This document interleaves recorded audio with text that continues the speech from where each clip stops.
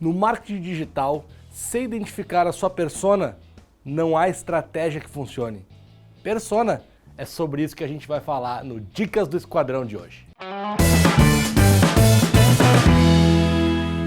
Estamos de volta então, meus amigos. Já estava com saudade, mas sei que vocês estavam em ótimas mãos com o Celso Cardoso, então eu fiquei tranquilo, mas voltei e se prepara que no episódio de hoje o bicho vai pegar, a gente vai começar a aprofundar um pouquinho mais e essa é uma dica muito mais tática do que operacional. É claro que no final eu vou poder dar uma dica aqui para vocês colocarem em prática, mas eu quero que vocês prestem atenção hoje de forma um pouco mais abrangente e, como eu falei, de forma tática. Vamos falar de personas. E aqui eu quero começar fazendo uma diferenciação muito clara da diferença entre público-alvo e personas, porque a gente está muito acostumado a falar com público-alvo. Então, se a gente quiser falar de público-alvo, a gente vai falar homens de 30 a 35 anos que moram em São Paulo e tal. Isso é público-alvo. Persona é quando a gente desenvolve um cliente padrão ou um cliente ideal, um estereótipo desse cliente. E aí a gente consegue pensar os conteúdos para esse cliente de forma muito mais assertiva.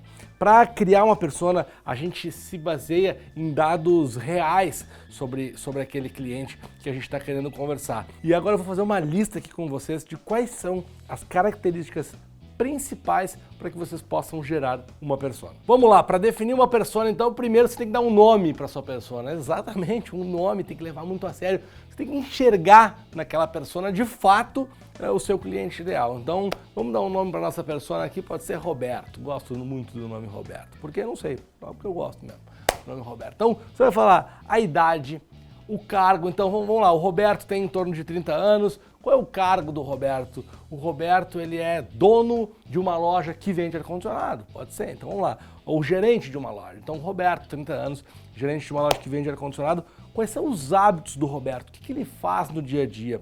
Quais são os hobbies do Roberto? Quais são as frustrações do Roberto? Então, vai vendo que muito mais operacional do que um público-alvo, quando você vai definindo as coisas mais numa caixinha, é muito mais humanizado a questão da persona. E aí você vai avançando em hábitos de compra, em que tipo de mídia esse cara consome. O Roberto, você acha que o Roberto está no Instagram?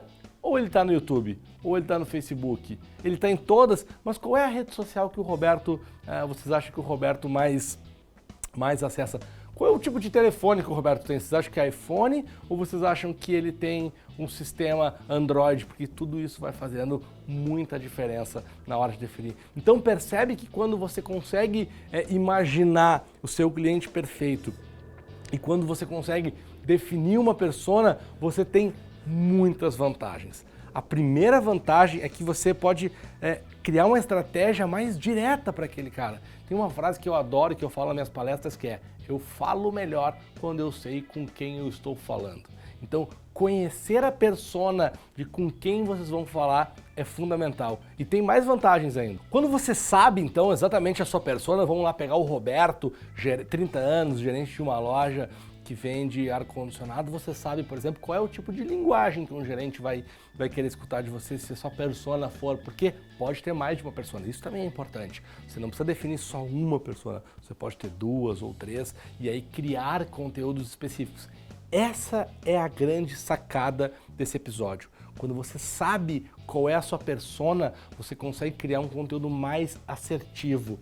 Existem diversas pesquisas que mostram que a gente aumenta em até 150% os resultados do nosso marketing digital quando a gente trabalha com persona. Não sou eu que estou falando, são pesquisas que comprovam 150% a mais ou de conversão, ou de venda, ou de taxa de engajamento. Então é muito importante. A gente também conta com subsídios quando a gente conhece essa pessoa, se a gente já estiver num nível um pouco mais avançado, por exemplo, e for usar palavras-chave em SEO de Google ou numa campanha de Facebook Ads ou Instagram, você consegue definir melhor as palavras-chave e ainda assim ser muito mais assertivo, beleza? E agora, tio Alf vai dar uma barbada para vocês. Uma barba, mas não tem ruim, que eu vou explicar para vocês agora. Você deve estar imaginando, nossa, como é que eu vou fazer essa persona?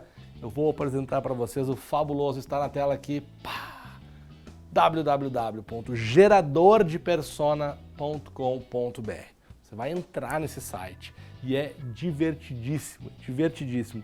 Entra nesse site, é muito leve de fazer, muito legal, muito intuitivo. Você vai entrar nesse site e vai definir a sua persona. Quando termina de definir a sua persona, que eu não vou dar um spoiler aqui, não vou contar para vocês como é que é, porque eu quero que vocês vão até o site. Aliás, quando terminar o vídeo, já vai lá no site, construir a sua persona, vai gerar um PDF e aí me manda que eu quero dar uma olhada nas personas de vocês, porque vai ter uma coisa muito interessante aqui.